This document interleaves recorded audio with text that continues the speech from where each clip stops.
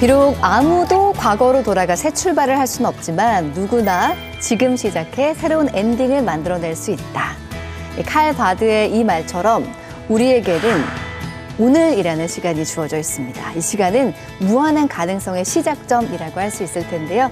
3월 되면서 새로운 시작들을 하시는 분들 많이 계시잖아요. 혹시 작심삼일 중이신가요? 하지만 괜찮습니다. 지금 다시 시작하면 되니까요. 자, 오늘도 책과 인생 이야기 함께 나눠보겠습니다. 인생 책방 책방지기 이지혜입니다. 책 인생 책비싸우 책수액 권진영입니다. 안녕하세요. 프로주식 탐험가이자 기술, 경제, 인문 쪽으로 글을 쓰고 있는 작가 이시안입니다.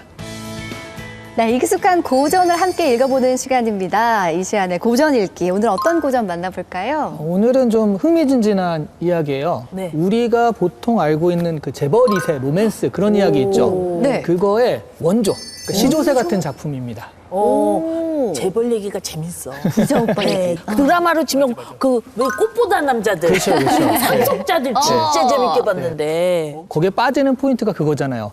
나를 이렇게 대한 사람은 네가 처음이야. 뭐 이런 거 있잖아요.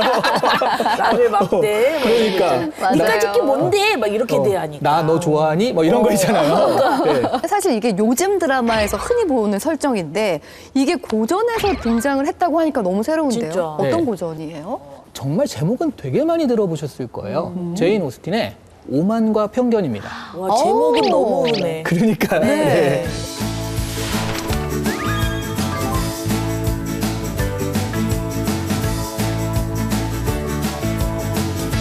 이 소설은요, 그러니까 영국 중산층에서 약간 위, 그러니까 중류층에서 약간 위 정도의 가정 베넷가가 그 배경이에요. 네. 5자매거든요. 네. 이 5자매가 결혼을 어떻게 하는 이런 이야기인데 이때 18세기, 19세기 이럴 때는 결혼에 대한 얘기가 진짜 많단 말이죠.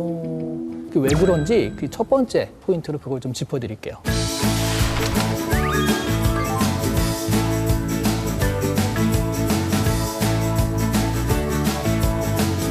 이때는요, 결혼이 생존 전략이던 시대입니다. 그 오만과 편견은요, 네. 첫 문장이 되게 유명한 소설로 유명해요.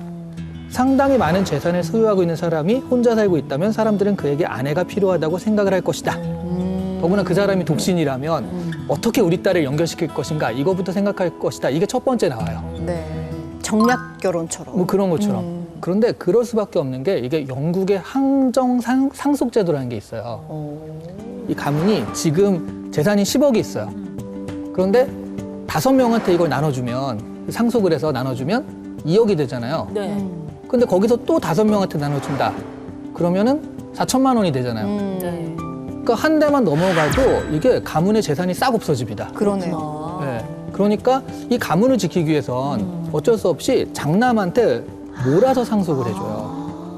그러니까 장남이 그 가문의 어떤 그 이름도 지키고 재산도 지키는 거예요. 그러다 보니까 당연히 여성한테까지 돌아갈 돈이 없는 거예요. 그러니까 이 부모된 입장에서는 아, 그러면 얘를 어떻게 살게 할 것인가. 첫 번째 장남 그런 집안에 시집을 보내자 이겁니다. 요즘으로 치면 막 결혼 이행시나 들었는데 운 좀 띄워주실래요? 결국엔 혼. 혼자가 낫더라. 요즘 이행시는 결혼 이행시 막 이런 건데 옛날에는 이렇게 결혼 아니면은 뭐 다른 방법이 없는 건가요? 근데 베넷 가문 같은 경우도 딸만 5 있잖아요. 그러면 딸한테 상속이 안 되니까 이게 먼 친척의 남자한테 가요. 여기서도 지금 재산이 없어질 위기에 처한 그런 가문인 거예요, 지금. 와, 그러면 이게 딸들의 결혼이 굉장히 중요해지는 건데 그러면 이 딸들 앞에 재벌가의 남자가 나타나는 건가요? 그렇죠. 이 빅리라는 친구가 있고요. 네. 다하시라는 친구가 있습니다. 빅리가 왠지 더 부자일 것 같아. 이 사람이 한 상위 1% 부자예요. 근데 빅리보다 한 2~3배 재산이 많다. 이게 다하시입니다. 다하시 다 있어. 마늘 따짱. 네. 그러면은 이 어마어마한 재력가잖아요. 네. 그 이제 슬슬 어떻게 로맨스로 발동 걸리나요? 처음에 서로 보는 장면이잖아요. 네. 그게 첫인상인데 거기서 이렇게 어긋나요. 서로 간의 오해를 통해 가지고 이게 엇갈리거든요. 이 부분이 이제 두 번째 포인트로 소개를 해드리겠습니다.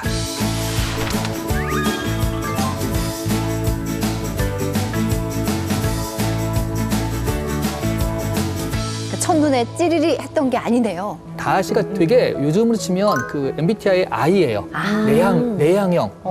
그 빅리가 야 가자 해가지고 데리고 온 거예요. 그 빅리는 주인공 언니랑 연결되는데 빅리가 친구인 다하시한테 여주인공 엘리자베스입니다. 엘리자베스한테 좀 춤을 청해보라고 그랬는데 내 스타일이 아니야. 뭐 이런 식의 날 유혹할 정도의 미모는 아니야. 뭐 이렇게 얘기를 해요. 오만하네. 살짝 들리게 얘기를 하는데 그게 이제 듣습니다. 엘리자베스가 들었어요? 네. 어머, 상처됐겠다. 그러니까 이게 너무 오만하잖아요. 그래서 너무 오만해. 아하. 근데 너 오만하다는 걸 또 표현을 해요. 이 엘리자베스가 참지 않습니다. 네, 표현을 하니까 이 다하시 입장에서도 무리한 사람이 다 있어. 뭐 이런 식으로. 그래서 첫인상이 되게 안 좋아요. 이게 그래서 오만과 편견의 원래 제목이 오만과 편견이 아니에요. 그럼 원래 제목은 첫인상입니다. 첫인상. 근데 아까 전에 내용을 들어보면 혼잣말로 해도 될 걸 굳이 들리게 해가지고 엘리자베스의 그 심정을 안 좋게 만들었잖아요. 그러게요. 오만한 것 같기는 해. 나 같아도 뭐라고 했을 것 같아. 근데 사실 우리가 살아가다 보면 뭔가 솔직함과 무례함의 경계를 아슬아슬하게 오가는 맞아. 네네. 그런 사람이 있어요. 근데 사실 이게 보는 사람들 한마디를 들었을 뿐인데 그걸 가지고 되게 오만한 사람이다라고 여기는 건 편견이구나. 그렇죠. 그의 부하 신분을 알고 있었기 때문이라는 거죠. 진짜 오히려 정말 돈이 많기 때문에 더 오만하다라는 편견을 갖게 됐을 수도 있을 것 네네네. 같아요. 그러면은 이렇게 얘기 들어서는 두 사람이 로맨스가 이루어지긴 어려울 것 같은데요. 그런데 재벌 드라마가 그렇잖아요. 항상 막 서로 이렇게 싸우다가 네. 갑자기 끌리는데 막 이런 거 있잖아요. 말랑말랑해지고. 그렇죠. 그러니까 다하시가 점점 엘리자베스의 매력에 살짝 빠져들기 시작을 해요. 그렇구나. 근데 그냥 내용으로 봐선 엘리자베스 마음이 열릴 것 같진 않거든요. 네. 너무 좀 오만한 모습을 봐가지고.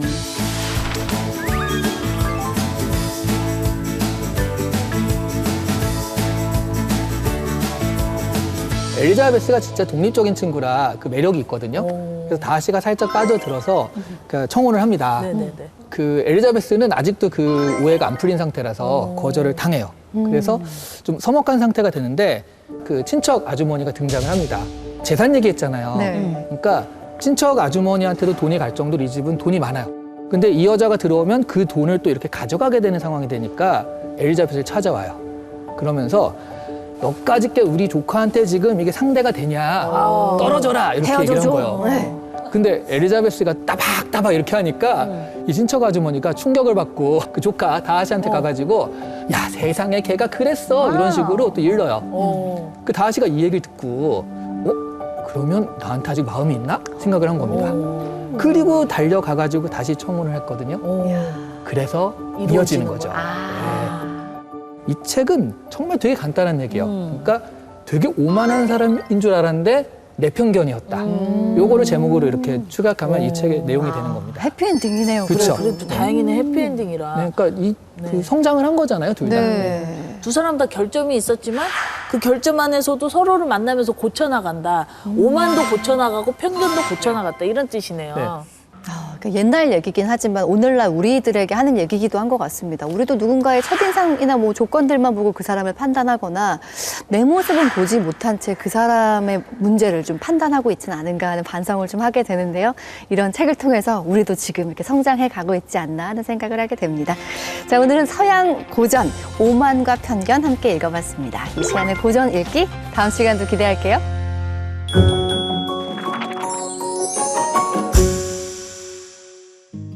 책과 인생 이야기 함께하는 인생책방 오늘 모신 주인공은요.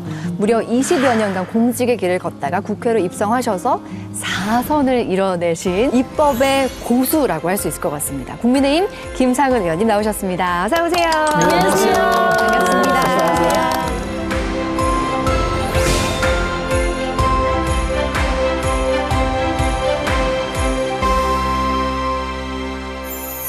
제가 의원님에 대해서 좀 조사를 해봤거든요. 근데 의원님께서 이 정치에 입성하시기 전에 대구시 경제국장으로 지내셨다고 들었어요. 예, 그렇습니다. 근데 보통은 1, 2년이면 많이 바뀐다고 하는데 우리 의원님께서는 4년 반이나 하셨다고 해요. 이게 전국 16개 시도 중 최장수 기록이었다고요? 예. 그 당시 대구시장님 입장에서는 대구시의 여러 가지 현안 사업들, 네네. 해야 할 일들이 굉장히 많았는데 네. 그거를 담당자를 자주 바꾸는 것은 업무의 연속성에 좀 문제가 있을 수 있으니까 조금 할 줄 아는 친구가 계속 업무를 추진했으면 좋겠다 그런 생각을 갖고 계셨던 것 같아요. 겸손하게 말씀하셨는데 그러니까 믿을 만한 사람이다, 잘 해낼 수 있는 사람이다라는 그런 신뢰가 있으니까 오랫동안 하신 것 같아요. 예, 겉으로 표현은 안 했지만 스트레스 엄청 받았습니다. 근데 잠깐 얘기만 나눠도 의원님은 정말 손이 세 개네요. 오른손, 왼손, 겸손까지. 손이 세 개셔. 그러네요. 감사합니다. 예. 자, 오늘 의원님께서 선정한 인생 책을 통해서 책과 인생 이야기 나눠볼 텐데요. 오늘 이 책을 들고 오셨습니다. 인도의 성자 라마나 마하리시가 쓴 나는 누구인가, 어떤 책인지 만나고 올까요? 나는 누구인가는 인도의 위대한 성자 라마나 마하리시가 우리에게 던지는 근원적인 질문을 담은 책입니다. 끊임없이 바쁘게 살아가는 현대인들에게 잠시 멈춰 자신을 돌아보게 하는 깊은 통찰을 전하고 있습니다. 특히 나는 누구인가라는 단순하지만 가장 본질적인 질문을 통해 우리 삶의 진정한 의미를 찾아가는 여정을 안내하고 있습니다. 나는 누구인가라는 질문, 사춘기 때만 하는 건 줄 알았습니다. 그런데 이 질문을 이렇게 깊이 있게 성찰을 할 수가 있구나라는 생각을 하게 되었는데요. 굉장히 이게 단순하면서도 답하기 굉장히 어려운 문제라는 생각이 들어요. 자, 시향 작가님, 일단은 익숙하지 않으실 것 같아요. 많은 분들이 라마나 마하리시, 이분 어떤 분인가요? 발음도 어려운 라마나 마하리시는요. 네. 1879년에 인도에서 태어나신 분이에요. 그래서 인도 남부에서 태어났는데 무려 17세의 나이에 혼자서 깨달음을 얻어요. 1960년 정도에 돌아가신 걸로 알고 있는데 돌아가시기까지 자아를 탐구하는 그 수행법, 나는 누구인가? 이 질문 하나를 정말 깊이 파고드신 분이거든요. 그러다 보니까 전 세계 수도자가 바로 그 질문에 끌려가지고 와서 가르침도 많이 청하고 지금도 굉장히 그 어떤 성자로서 추앙받고 있는 그런 분이라고 합니다. 저도 이 인도 하면은 간디가 제일 먼저 떠오르거든요. 근데 라마나 마하리시 이분 좀 너무 생소해서 의원님은 이분을 어떻게 알게 되셨어요? 경제국장으로 재직할 때 같이 일하는 직원분께서 소개해 준 책입니다.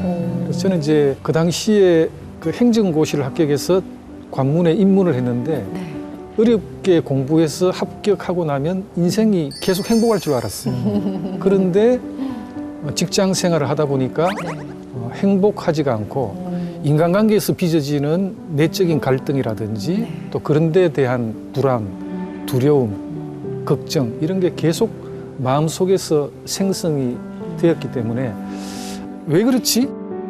그렇게 고민할 때 이 책을 소개를 받았습니다. 그래서 이제 이 책을 읽어보니까 우리 마음 속에는 생각들이 끊임없이 계속 이렇게 생겨나는데 라마나 마하리시라는 이 이제 성자, 성인분은 그런 생각들에 휩쓸려서는 안 된다. 가능하면 이제 그런 생각들이 일어나지 않도록 하는 깨어있음, 그 상태를 유지하는 게 굉장히 중요하다고 해서 이런 것도 있나 싶은 생각이 들었어요. 그래서 간단하게 이야기하면 이제 우리가 KTX 열차를 타고 목적지로 가는데 무거운 짐을 들었어요. 그러면 편하게 가려면 이 짐을 선반 위에 올려놓고 편하게 앉아서 가는 분이 계시고 그다음 그 짐을 끝까지 들고 목적지까지 안고 가요, 이렇게. 들고 가시는 분이 계시는데 어떤 방법이 옳겠어요? 그 짐을 선반 위에 내려놓고 편안하게 앉아서 목적지로 가야 된다라고 주장하신 분입니다. 그래서 그때 상당히 충격을 받았어요. 아, 이런 세상이 있구나. 이런 세계가 있구나라는 생각을 이제 갖게 됐는데 우리는 아직 수행이라든지 숙련이 덜 된 사람이니까 굉장히 힘들지만 그 행복을 찾아가는 게 아니고 지금 현재 당신이 있는 그 자리가 행복한 자리다라는 거를 이제 일깨워주는 분 같아요. 그래서 가능하면 좀 마음의 위안을 삼고 그런 마음가짐이 될 수 있도록 그 노력하는 그런 계기를 만들어준 책이 아닌가 이렇게 생각이 듭니다. 그 책을 읽는 내내 저 스스로에게 뭔가 삶에 대한, 존재에 대한 그런 질문을 끊임없이 던지게 하는 책이었다는 생각이 드는데요. 지금부터는 키워드를 통해서 하나하나 살펴보겠습니다. 자, 첫 번째 키워드는 바로 근원적 질문입니다. 이 라마나 마하리시는 우리에게 가장 근원적인 질문을 던집니다. 제목에도 나와 있지만 나는 누구인가? 살면서 이 답을 찾는 사람이 과연 몇 명이나 될까 하는 생각을 하게 되거든요. 보통은 처음 만나면 이름이 어떻게 되세요? 네. 무슨 일 하세요? 이렇게 물어보는데 당신은 누구입니까? 이렇게 물어본다면 대답하기가 굉장히 좀 입이 안 떨어지는 것 같거든요. 두 분한테 한번 질문 드리겠습니다. 당신은 누구입니까? 저는 제 채널 시작할 때 하는 게 있는데 그거를 어디 가서도 많이 해요. 네. 안녕하세요. 저는 성신여대 겸임교수이자 기술, 인문, 비즈니스 쪽으로 글을 쓰고 있는 작가 이시안입니다. 이렇게 얘기를 해요. 그렇네. 그러니까 이게 제 소개인데 네. 사실 이렇게 하는 게 좀 저는 괜찮은데 주위 사람들이 창피하더라고요. 근데 생각을 해보면 네. 우리가 나는 누구인가라고 했을 때 보통 자기 직업이나 하는 일로 얘기를 한다 이런 생각이 좀 들거든요. 맞아요. 저도 그렇고요. 그러게요. 네. 오늘 시작하면서도 인생 책방 책방지기 이지혜입니다라고 이야기를 했지만 네. 이 라마나 마하리시 방식으로 보면 틀린 답인 거잖아요. 그렇지는 않고요. 네. 이제 이분은 우리 사회생활을 하는 우리 자신은 인정을 하면서도 우리 마음속에 일어나는 그 생각 때문에 스스로 괴로움을 만들 필요가 없다라는 이야기를 하는 거예요. 스스로 이룰 데 없는 그 행복감을 느끼기 위해서는 나가 누구인가, 에고, 마음속에서 일어나는 그 생각이 나라고 생각하지 말고 그 생각이 멈췄을 때 근원적인 나를 발견하라고 이야기하는 거거든요. 굉장히 어려운 이야기죠. 근데 이제 그걸 방법을 가르쳐 줬어요, 이분이. 또 부처님도 이제 그런 말씀 하신 적이 있어요. 내 마음 속에서 어떤 생각이 일어나고 있는지 한번 지켜보라고 이야기를 하세요. 나중에 한번 해보세요. 내 마음 속에서 어떤 생각이 일어나고 있지라고 지켜보면 그 순간부터 생각이 일어나지 않게 됩니다. 그 상태의 연속성을 유지하는 게 굉장히 중요하다라고 이제 이야기를 하시는 거예요. 되게 어렵죠. 어렵지만 어려워요. 늘 근심, 걱정, 불안해 하고 있는 나 자신에서 벗어나는 방법을 나는 누구인가라고 묻고 내 마음속에서 일어나는 어떤 생각이 일어나는지 한번 지켜보는 그 자체만으로 우리를 괴롭히는 그 생각들이 멈추고 사라지는 거니까 그 자체로 우리는 행복할 수 있고 생각이 사라진 그 자체가 진정한 나라고 이야기를 하는 거죠. 생각을 다 내려놓고 생각을 해보자. 무슨 떡볶이 먹고 싶어. 막 이런 생각 안 돼. 다 내려놓고 다 비워진 상태. 그러니까 이 나는 누구인가라는 질문이 답을 찾아낸다는 의미보다는 정말 그걸 통해서 뭔가 생각을 초월한 상태로 뭔가 나 스스로를 만드는 과정이라는 생각이 들거든요. 그렇죠. 예. 그러면 의원님도 이 질문을 통해서 뭔가 깨달음을 얻었다거나 뭐 그런 게 있으실 것 같은데. 라마나 마하리시 이제 이 성인 분은 아마 12세에 아버님이 돌아가셨던 것 같아요. 그리고 이제 17세에 본인도 죽음이라는 체험을 하게 됩니다. 그 체험이 끝나고 나서 불교에서는 여여하다 그러는데 항상 마음속에 어떤 불안을 불러일으키는 생각이 사라진 그 상태가 시종일관 계속 유지가 되는 거예요. 그걸 깨달은 분이라고 이야기를 하는데 저는 이제 일상생활에 계속 누구를 만나야 되고 어떤 일을 해야 되고 하다 보니까 그게 잘 안 되죠. 저뿐만 아니고 모든 분들이 어렵지만 그래도 그 상태를 유지하고자 노력하고 그 상태를 짧은 시간이나마 경험은 하죠. 그래서 혼자 조용히 있을 때는 생각을 멈추는 그런 시간을 좀 자주 가지려고 노력을 합니다. 뭐 그러다 보면 언젠가는 또 이제 그런 근심 걱정이 영원히 사라지는 상태가 올지는 모르겠지만 그 길로 가는 방법을 제안해 주신 분이니까 네. 굉장히 저는 의미가 있는 분이다. 의미가 있는 책이다. 그렇게 생각합니다. 그런데 이 책에서는 진짜 나를 찾는 것이 해탈이다라고 이야기를 하고 있거든요. 그러면 여기서 질문 드리고 싶어요. 의원님, 김상훈 누군가요? 누구신지요? 누구시니까. 너는 누구인가? 진짜 김상훈은 어떤 사람이라고 생각하세요? 그렇죠. 이제 일상생활에서 비춰지는 저는 지방자치단체에서 미관 말직의 공무원 생활을 하다가 뜻한 바가 있어서 이제 국회의원을 하게 됐고 지금 이제 4선 국회의원 또 국민의힘의 정책위 의장을 맡고 있는 분주한 생활을 보내는 게 일상적으로 비춰지는 김상훈이겠지만 이제 저 자신은 아까 말씀드렸던 대로 조용한 시간에는 그 생각을 멈추고 온전하게 모든 게 사라진 그 상태를 경험하기 위해서 노력하는데 어떤 때는 그 상태가 지속되면 말로 표현하기 어려운 어떤 그 지복감이 몰려하는데 그게 이분은 진정한 나라고 이야기를 해요. 그게 참나, 진아라고 이야기를 하는데 저도 가능하면 대화가 통하는 분한테는 요즘 근심 걱정 많으시면 이분 책을 한번 읽어보시든지 아니면 이런 생각 지켜보는 거, 생각 멈춤, 그걸 한번 트레이닝을 한번 해보시죠. 그렇게 이제 이야기를 하게 되는 거죠. 그 의원님도 경험을 해보신 거죠? 이렇게 방법이 있을 것 같아요. 뭔가 이렇게 108배를 드린다거나 아니면 명상에 사로잡힌다거나 아니면 기도를 한다거나 뭐 방법이 있으세요? 혹시 의원님이 발견한 방법? 이제 관한다고 하는데 그 나는 누구인가라고 스스로 물음을 던져도 되고 그 다음에 이제 내 자신을 지켜보는 것. 아, 내 마음 속에는 지금 어떤 생각이 일어나고 있지? 라고 하고 지켜보면 그 순간에 아무 생각이 일어나지 않는 걸 경험하게 됩니다. 어렵습니다. 멈추고 예. 생각을 멈춥니다. 네. 생각나면 스탑. 멈추고 어떻게 하라고 그랬죠? 나를 바라보고 계속 멈춘 그 상태의 나 자신을 지켜보시면 돼요. 멈추는 나 생각. 얼핏 이 멍 때리기랑 비슷하다고 생각했는데 또 그러니까. 나를 지켜봐야 되니까 그런 것도 아닌 것 그러니까요. 같고. 근데 그렇죠. 사실 멍 때리는 거는 네. 깨달은 상태가 아닌 거죠. 나 자신을 깨닫지 않고 그냥 흘러가는 시간이고 이것은 나 자신, 나의 존재, 참 나의 존재를 인지하고 깨닫고 그런 시간이 이제 이어지는 거죠. 들을수록 굉장히 묘한 세계라는 생각이 들어요. 왜냐하면 나를 바라보는 건 거울을 통해서라고 생각했는데 거울이 아닌 내 내면을 바라보는 힘에 대한 그렇죠. 이야기를 계속 하고 계신 것 같습니다. 다음 키워드 볼까요? 자, 다음 키워드 바로 질문의 시작입니다. 라마나 마하리시는요, 아까 잠깐 말씀하셨는데 12살 때 아버지를 여의고 죽음을 경험하게 됩니다. 그러니까 삶과 죽음이 무엇인지 그때부터 질문을 하기 시작하거든요.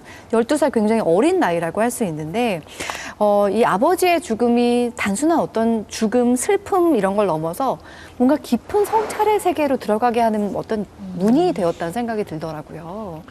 그렇죠. 이제 아버지의 죽음, 그러니까 아버지의 사체를 바라보면서 저 몸이 아버지인가? 라는 생각을 하게 됐던 것 같아요. 네. 그 12세의 소년이. 만약에 전생에 있다면 그 전부터 이런 그 득도의 시간을 많이 가졌던 분이 아닌가 싶은데 이제 그런 내면에서 일어나는 끊임없는 질문, 끊임없는 생각들을 지켜봐오면서 어느 날 17세가 되던 때라고 이제 책에 나와 있는데 그 17세 때 이제 본인의 에고의 죽음을 경험한 게 아닌가 싶어요. 에고. 라마나 마하리시는 침묵의 성자라고 합니다. 누가 찾아와도 대화를 잘 하지 않는 분이에요. 그 대신 나는 누구인가라고 스스로에게 질문을 해보라고 이제 이야기하고 그다음부터 자세한 답변 없이 침묵을 지키는 거. 그 침묵을 지킨다는 거는 생각이 사라진 상태를 계속 영속적으로 유지할 수 있는 어떤 그런 상태가 된 분. 그래서 불교에서도 사실은 이제 그런 분, 여여하다고 이야기하는데 그런 분을 성인 또는 성자라고 이제 이야기를 하고 있는 것입니다. 그러니까 12살 저 어릴 때를 생각하면 진짜 철없이 나밖에 모르던 시절이거든요. 근데 그때 그 사랑하고 의지했던 아버지의 죽음을 통해서 많은 생각을 하게 됐던 것 같은데 제가 듣기로 의원님도 어린 시절에 아버님이 떠나셨다고 얘기를 들었습니다. 아무래도 쉽지 않으셨을 것 같아요. 그때가 나이가 어느 정도 되셨을 때인가요? 제가 5살 때 돌아가신다고 들었는데 어리신데 그러면 정말 세상을 정말 모를 때였네요. 그렇죠. 이제 어릴 때는 난 왜 아버님이 안 계시지라는 생각을 했지 아버님이 안 계셔서 나는 슬프다 불행하다라는 생각은 하지 못했던 것 같아요. 네. 근데 이제 더 나이가 들다 보니까 다른 가정은 아버님이라는 든든한 존재가 있어서 자식들을 케어를 해주고 또 조금이라도 좋은 여건에서 생활할 수 있도록 경제적으로 뒷받침도 해주고 하는데 나는 왜 그런 아버지가 없지라는 생각은 했었었죠. 근데 이제 그 빈 공간을 메꿔준 분이 과부가 되신 저희 어머님이 이제 그 공간을 메꿔 주시려고 많이 애를 쓰셨던 것 같아요. 그 어머님이 혼자 이제 키우셨잖아요. 예. 키우시면서 우리 아들 기죽지 말라고 옷도 제일 좋은 거 사주시고 학용품도 제일 좋은 거 사주셨다고 하더라고요. 학교 가면 뭐 학용품을 꺼내 놓는데 야 이건 뭐 어디서 샀지 그러고 뭐, 야 이거 좋은 거 같은데 그러고 네. 하는데 아마 기죽지 말라고 아. 그렇게 이제 사주신 것 같고 네. 조용한 시간에 이야기하실 때는 소위 말한 이제 야 어디 가서 애비 없는 호로 새끼라는 말 듣지 않도록 그 몸가짐을 잘 하라고 그렇게 좀 그 주문도 하시고 그러셨던 것 같아요. 그래서 아마 본인은 청산과부로 살아오셨지만 네. 그 자식들을 잘 되게 하기 위해서 부단히 이렇게 좀 애를 써 오셨던 것 같아요. 그러니까 뭐 그런 좀 그런 마음. 예. 네, 그런 어머니 덕에 좀 더 빨리 철이 드셨을 것 같은 생각도 드는데 이런 헌신적인 어머님의 보살핌에 보답이라도 하듯 대학생 때 행정고시에 합격을 하셨습니다. 와, 빨리 이- 성공하셨네요. 그러게요. 네. 그러니까 이 소식을 듣고 어머니가 시장에서 맨발로 뛰어오셨다고요. 오. 기억나세요 그때? 예, 그렇죠. 그 대학교 4학년 때 이제 그 1차, 2차 시험을 같이 합격했는데 네. 와. 이제 3차 면접 시험까지 통과하고 나니까 저도 안도의 한숨을 쉬게 되었고 이제 어머님께 연락을 드렸더니만은 네. 대구에 큰 전통시장이 있습니다. 서무시장이라고. 네. 거기서 이제 양품 가게를 하시는데 거기서 집까지 맨발로 뛰어오셨더라고요. 맨발로 뛰어오셔가지고 안아주시는데 네. 그 모습이 정말 지금도 눈에 선합니다. 아유. 얼마나 그 기쁘셨으면 네. 본인 정말 고생한 보람이 있었다라고 이야기를 하신 건지 아니면 또 시험 공부한다고 뭐 제대로 좀 잠도 못 자고 뭐 챙겨 먹지도 못하고 했던 그런 걸 늘 염려하시는데 이제 합격했다고 하니까 너무너무 기쁘셨던 거 아닌가 싶은 생각도 들고 뭐 그랬던 것 같아요. 네, 보답을 제대로 하셨습니다. 근데 그 일찍 합격했을 뿐만 아니라 공직에서 계속 인정을 받으시면서 승승장구하신 거잖아요.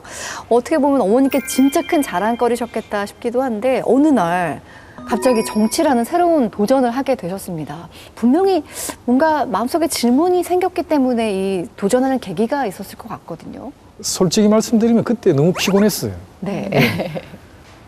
이 공무원 생활에 대한 좀 염증을 느꼈다 그럴까. 그리고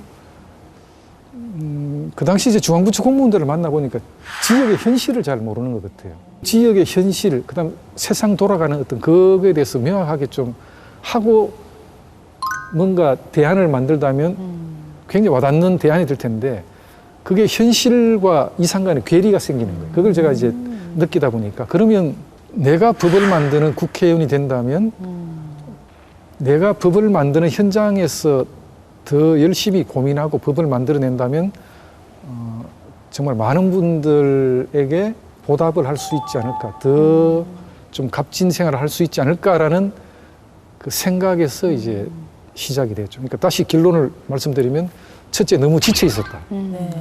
두 번째는 이제 한번 인생 2막을 이런 일을 하기 위해서 한번 바꿔보면 어떨까라는 생각을 하게 됐던 거죠. 이제 4선 중진 의원이시잖아요. 요즘도 스스로에게 좀 던지는 질문들이 있을까요? 기도를 하죠. 어떤 기도일까요? 건강한 마음으로 그 많은 분들에게 도움이 되는 그런 활동을 했으면 좋겠다라고 이제 능력이라 그럴까? 좀 그런 생활을 할 수 있도록 마음을 좀 깔아앉히는 그런 수행이라 그러면 수행이고 이제 그런 생활을 할 수 있도록 저한테도 반문하게 되고 이제 그런 거죠. 예. 야, 그래서인지 오늘 약간 예배 같은 느낌도 있고 차분해지네요. 뭔가 마음이 차분해지는 게 네. 있습니다. 그러니까 인도의 성자 이야기를 다루다 보니까 네. 약간 마음이 굉장히 고요해진다는 느낌인데 그러니까 고요한 이 타임에 제가 권진영과 함께하는 휴게소 같은 시간, 결정 OX 시간 준비했습니다, 의원님. 첫 번째 질문 드리겠습니다. 전략가 스타일의 의원님, 결혼도 전략적으로 접근, 26번의 맞선 끝에 아내를 만났다. 하나, 둘, 셋. 아니라고요? 26번까지는 아니에요? 26번은 맞아요. 맞아요? 그래요? 전략적이진 않았다. 전략적이지는 않으셨어요? 운명이었나요? 운명이었나 봐. 이 우리 집사람이 이 방송을 보게 되면 굉장히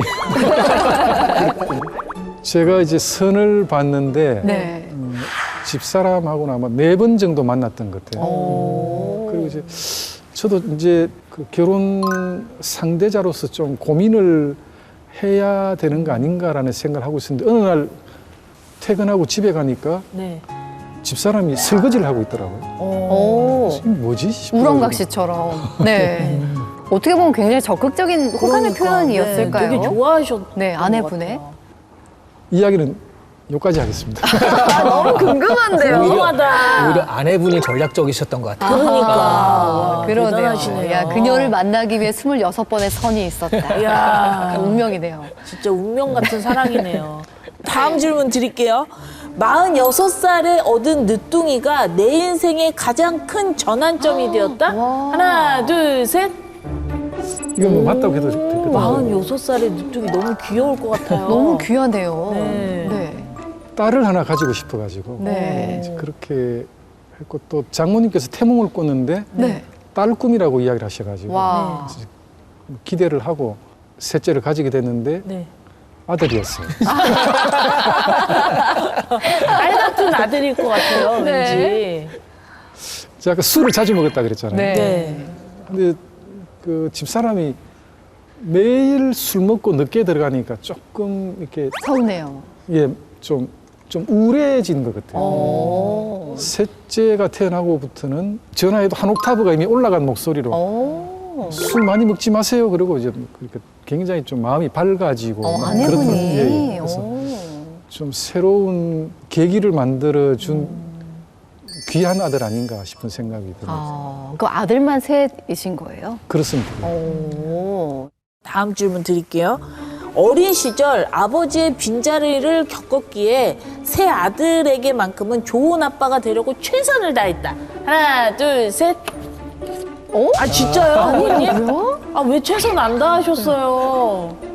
경상도 남자들의 그 단점이 있는 것 같아요. 네. 표현을 잘 못하시죠? 네, 그렇죠. 그래서 이제 그 집사람하고는 뭐 우리 애들이 소통도 많이 하고 그런 것 같은데 저하고는 대화는 늘 좀 분위기가 딱딱해지는 것 같아요. 이제 아버지는 바쁘기도 하지만 대화를 하면 뭔가 좀 이렇게 딱딱하고 또 원칙적인 이야기만 하고 그러다 보니까 조금은 거리감이 있지 않나 싶어서 그런 의미로서 볼 때는 저는 뭐 좀 훌륭한 그 파더는 아니다. 그렇게 생각합니다. 그럼 사실 사랑하는 마음이 굉장히 많으시잖아요, 가족들을. 그렇죠. 그건 당연하죠. 그럼 예. 영상 편지 한번 해주세요. 오늘 표현 한번 해주시는 거죠. 편지하실 거예요, 그쵸? 어머님. 큐. 동희는 막 건강 늘 잘 챙기고 또 마음속으로 늘 성원해줘서 그 고맙고 혹시 또 내가 좀 그 언짢은 어떤 그런 말과 행동을 했을 때 그 부드럽게 좀 늘 챙겨주고 또 참아주고 해서 고마워요. 앞으로 나도 더 잘할게요. 야, 방송 출연이 너무 좀 후회되네. 아, 어머님 사랑해요, 빨리 해야죠. 아유, 뭐 이런 이야기. 아마 아내분께서 행복하실 거예요, 오늘. 요 정도 하겠습니다. 예. 네. 네, 지금까지 우리 김상우 의원님의 결정 OX 시간이었습니다. 솔직한 답변 감사합니다. 네. 자, 계속해서 세 번째 키워드 함께 보겠습니다. 자, 김상훈 의원님의 책과 인생 이야기 마지막 키워드는 사선의 무게입니다. 흔히들 정치권에서 사선이 되면은 그 책임과 역할이 확 달라진다 이런 얘기 많이 하시더라고요. 어떠세요? 의원님께서도 아, 이제 정말 중진 의원이 되었구나 이렇게 느끼는 순간들이 있으실까요? 그렇죠. 이제 더군다나 당의 정책위 의장을 맡고 있기 때문에 지금 현재는 뭐 국민들께서 보시기에 굉장히 불편한 국회가 되어 있죠. 늘 여야가 대치 상태에 있고 또 뭔가 국민들을 위한 민생 입법 처리에는 전혀 진도가 나가지 않는 그런 상황을 지켜보고 계시는데 조금이라도 국회가 좀 민생을 챙기는 국회가 되기 위해서는 좀 저 자신부터 솔선수범하고 열심히 좀 뛰어다녀야 되는 게 아닌가라는 생각을 하고 있습니다. 지역구가 대구 서구입니다. 태어나셨다고 또 첫 직장을 갖게 되셨다고도 말씀하셨지만 정말 뭔가 특별한 의미가 담긴 곳이라는 생각이 들어요. 뭐 어린 시절 추억이 담긴 곳이기도 하고 어머님이 장사하시던 시장이 있는 곳이기도 하고 그만큼 각별한 애정도 갖고 계실 것 같은데 앞으로 이곳의 변화를 이끄는 중심에 서 계시는 거잖아요. 그 역할을 하기 위해 또 국회로 오신 거고 어떤 꿈을 그리고 계신지 궁금합니다. 2023년도 인구 통계를 보면 그 제지역구 서구는 30여 년간 인구가 줄어드는 지역이었어요.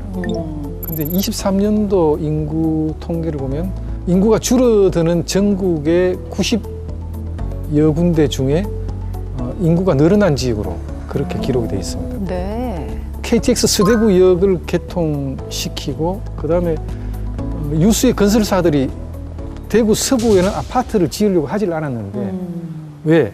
분양 가능성에 대해서 의문이 들기 때문에. 그런데 요즘 이제 여기 개통되고 신축 아파트 단지가 속속들이 건설이 되고 있습니다. 한 2만 가구의 아파트 단지가 이제 지금 계속 들어서고 입주를 하게 되는데 그러다 보니까 인구가 많이 늘게 됐어요. 그래서 앞으로도 서구가 가장 침체한 지역에서 가장 좀 변화된 모습을 보여주고 있는 그런 지역으로 자리매김할 수 있기를 저는 바라면서 열심히 좀 뛰어다녀야 되겠다 그런 생각을 하고 있습니다. 남이 아니라 내 살림, 우리 살림이기 때문에 더 정성을 다해서 의정활동 하실 거라고 생각이 드는데요. 자, 오늘 인생책으로 선정해 주신 나는 누구인가 이 책을 통해서 꼭 전하고 싶은 메시지가 있다면 어떤 걸까요? 예, 뭐 마음의 평화라고 이야기를 하지만 저 자신도 늘 일상생활에 분주히 쫓겨다니면서 마음의 평화를 잃기가 십상인 상황인데 저는 많은 분들께서 본인의 직장생활, 가정생활, 또 뭐 교우관계, 대인관계에서 늘 사람을 불편하게 만드는 그런 생각들에 지배당하기가 쉬울 것 같아요. 그래서 뭐 저 자신도 완벽하게 그렇게 하고 있지는 못하지만 한 번은 우리 라마나 마리시라는 성자가 권고하는 마음의 평화를 애써서 구하는 게 아니고 이미 우리 자신에게는 마음의 평화가 있는 상태니까 그것을 찾기만 하면 된다라고 이야기를 해요. 그래서 오늘 댁에 가셔가지고 조용한 시간에 내 마음속에 어떤 생각이 일어나고 있는지를 한번 지켜봐 주시기 바랍니다. 그러면 아마 끊임없이 생성되는 그 생각이 나도 모르게 멈추어져 있는 나 자신을 발견하게 될 것 같아요. 그래서 많은 분들께서 좀 이 인도의 성자로 추앙받고 있는 이분의 제안, 그걸 한번 돌이켜 봐주시고 지금보다는 조금 더 훨씬 더 좀 행복한 그런 삶을 찾아가셨으면 좋겠다는 생각을 하고 감히 말씀드립니다. 예. 네. 자, 진영 씨 오늘 의원님 만나본 소감 어떠셨어요? 의원님께서 정말 이렇게 숙제를 또 내주셔가지고 예, 제가 이제 집에 가서 숟가락 젓가락 빼고 모든 걱정, 근심, 불안 다 내려놓고 스탑하고 내가 나를 돌아보는 시간 갖도록 하겠습니다. 의원님은 다 내려놓고 우리 국민들을 좀 생각해 주시는 시간 많이 좀 가져주세요. 예. 네, 감사합니다. 네. 자, 이시안 작가님 오늘 간단한 추천평 부탁드릴게요. 이게 어려워요. 어려워요. 진짜 어려워요. 진짜 어려워. 네. 그래도 나는 누구인가? 이 질문 하나만 갖고서 계속 좀 파고 들어가다 보면 상당히 생각할 거리를 많이 주는 책이거든요. 그래서 한 번에 다 읽으려고 하지 마시고 옆에 놓고 한두 페이지씩 보시면서 그냥 계속적으로 내가 이걸 나를 들여다보는 계기로 삼아야겠다. 이렇게 옆에 놓기에 좋은 책이다. 이렇게 좀 추천을 드리겠습니다. 자, 끝으로 의원님 우리 시청자 여러분께 한 말씀 해주시겠어요? 예, 오늘 그 인생 또 책 이야기를 갖고 우리 국회 방송에 출연하게 돼서 많은 말씀을 드렸는데 정치인에 대한 좀 불신감이 너무나 깊은 것 같아요. 그건 또 국회에 대한 불신이 굉장히 깊다고 말씀을 저는 드릴 수가 있습니다. 그래서 국민들께서 조금 기대할 수 있는 눈높이에 맞는 그런 국회가 될 수 있도록 저도 여당의 중진 국회의원으로서 더욱더 열심히 뛰면서 보답하겠다는 말씀을 드리겠습니다. 끝까지 시청해 주셔서 감사합니다. 고맙습니다. 네. 오늘 인생책 나는 누구인가 아마도 여기 있는 모든 사람들이 우리가 평생에 걸쳐서 답을 찾아내야 하는 숙제가 아닐까 하는 생각을 하게 되는데요. 문득 그런 생각이 들더라고요. 정말 변화, 혁신, 정말 빠르게 뭔가 달라지고 있는 세상이긴 하지만 묵묵하게 진득하게 가는 사람도 필요하지 않나. 오늘 그 힘을 계속해서 국민들에게 보여주시기를 기대해 보겠습니다. 자, 지금까지 국민의힘 김상훈 의원님과 함께했습니다. 고맙습니다. 감사합니다.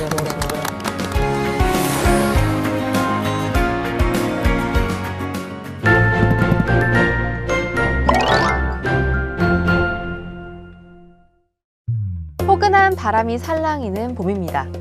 겨우내 돌려입던 외투를 넣어두고 화사한 색감의 가벼운 셔츠를 꺼내는 것만으로도 기분이 들뜨죠. 설레는 봄날처럼 산뜻한 차림에 도전하고 싶다면 주목하세요. 전문가의 서평과 국회도서관과 함께하는 화제 도서도 기대해 주시고요. 여러분을 위한 봄맞이 스타일링 가이드 지금 시작합니다. 청바지는 왜 하필 파란색인가요? 패션 디자이너 출신으로 대학 강단에 선 저자가 학생에게 이런 질문을 받았습니다. 청바지가 광부의 작업복으로 사용된 데님 원단에서 출발했다는 것은 잘 알려진 사실이지만 그것을 왜 파란색 염료로 물들였는지는 대부분 궁금해하지 않았죠.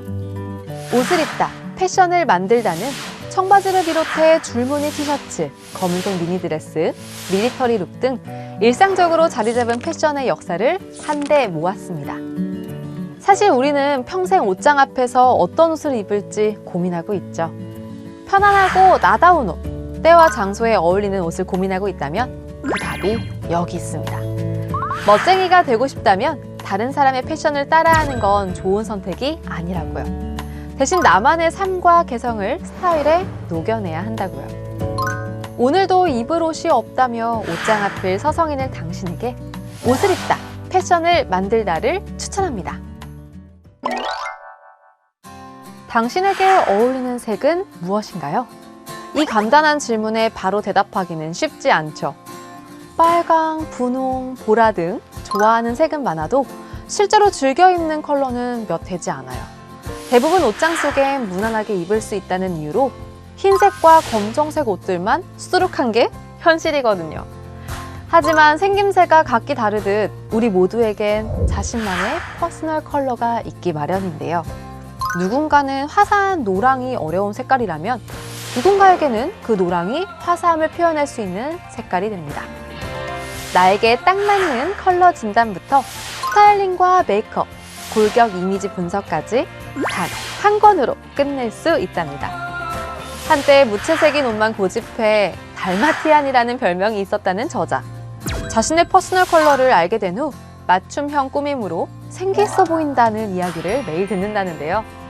칭찬을 많이 받으니 절로 자존감도 올라가고 인생이 바뀌었다고 합니다. 그는 퍼스널 컬러가 단순히 옷을 고르고 메이크업의 톤을 결정하는 것을 넘어 체형의 단점을 커버할 뿐 아니라 주얼리나 향수를 선택할 때 중요한 기준이 된다고 합니다. 텍스트 외에도 각 챕터에 함께 수록된 QR코드와 셀프 진단용 색상 키트, 패션 일러스트 등으로 새로운 나를 브랜딩해보면 어떨까요? 인생을 바꾸는 퍼스널 컬러 이야기였습니다. 전기를 절약하고 쓰레기 분리수거를 하고 천가방을 이용하는 사람들은 스스로 친환경적으로 살고 있다 생각합니다. 하지만 여름철 휴가로 떠난 장거리 비행이 지금까지 아낀 탄소량보다 더 많은 탄소를 방출한다는 사실은 기꺼이 외면하죠. 이 책은 지구를 보호해야 한다고 생각하면서도 결국 기후 파괴적인 행동을 하는 우리 사회 모순을 지적하고 이를 회피하려는 인간의 심리를 파헤칩니다. 환경운동가인 저자 토마스 브루더만은 외부적 환경과 배경을 바꾸면 기후 친화적인 일상이 보편화될 수 있다고 제안했는데요. 그 예로 슈투트가르트 하일브론 지역에서 400여 명의 자가운전 직장인이 자전거로 출퇴근하는 친환경 프로젝트를 성공적으로 마쳤다고 소개했습니다. 서평자인 이도영 한국교통대학교 행정학과 교수는 이 책에 대해 기후보호와 기후정의의 필요성을 깨우치는 데 유용하다고 평가했습니다. 특히 우리의 생각과 행동을 기후 친화적으로 바꾸기 어렵게 만드는 다양한 심리적 장벽이 어디서 오며 그것들이 어떻게 기후 친화적 행위를 집요하게 방해하는지를 심리학과 행동 경제학에서 의거해 자세히 설명한다고 말했습니다. 단, 생태교육이나 생태윤리에 대한 언급이 부족하다는 점이 아쉽다며 기후 위기에 대처하는 책임 있는 행동과 윤리 소비를 가르치는 교육의 중요성을 덧붙였습니다. 나는 선량한 기후 파괴자입니다와 함께 지구를 도울 작은 실천법을 고민해보면 어떨까요? 국회도서관과 함께하는 화제의 책. 첫 번째로 소개할 책은 우리가 우리를 구한다입니다. 지난 2019년 4월 에콰도르 법정에 아마존 원주민의 노래가 울려 퍼졌습니다. 정부가 아마존 땅을 석유 기업들의 경매로 붙이려는 계획에 맞서 원주민 연대가 승소했기 때문인데요. 이 책은 와오라니족 네몬테 랭키무가 연대의 힘을 통해 숲을 구해낸 투쟁기를 담았습니다. 다음으로 소개할 책은 똥, 뜻밖의 보물에 숨겨진 놀라운 과학인데요. 미생물학 박사이자 과학 저널리스트인 저자가 똥의 다각적인 면모를 탐구합니다. 그동안 무심히 떠나보낸 우리 뱃속의 천연 자원, 똥의 놀라운 가치와 잠재력을 만날 수 있습니다. 마지막으로 소개할 책은 애프터 넷플릭스입니다. 넷플릭스로 촉발된 국내 미디어 변화를 냉철하게 담았는데요. 이 책은 오징어 게임의 성공은 일회성이라며 한국 콘텐츠가 곧 세계 주류라는 착각에서 깨어날 때라고 경고합니다. 글로벌 시장으로 진출했음에도 여전히 아시아를 벗어나지 못하는 한국 콘텐츠의 문제를 진단하고 생존 해법을 제시했습니다. 매년 봄은 찾아오고 그때마다 유행하는 스타일링도 조금씩 달라지기 마련인데요. 오늘 소개한 책에서 영감을 얻어 트렌드는 놓치지 않으면서 나만의 개성을 더해보면 어떨까요? 이 계절에만 느낄 수 있는 설렘이 더욱 커질 거예요. 그럼 다음 시간에 새로운 책으로 다시 찾아뵙겠습니다. 감사합니다.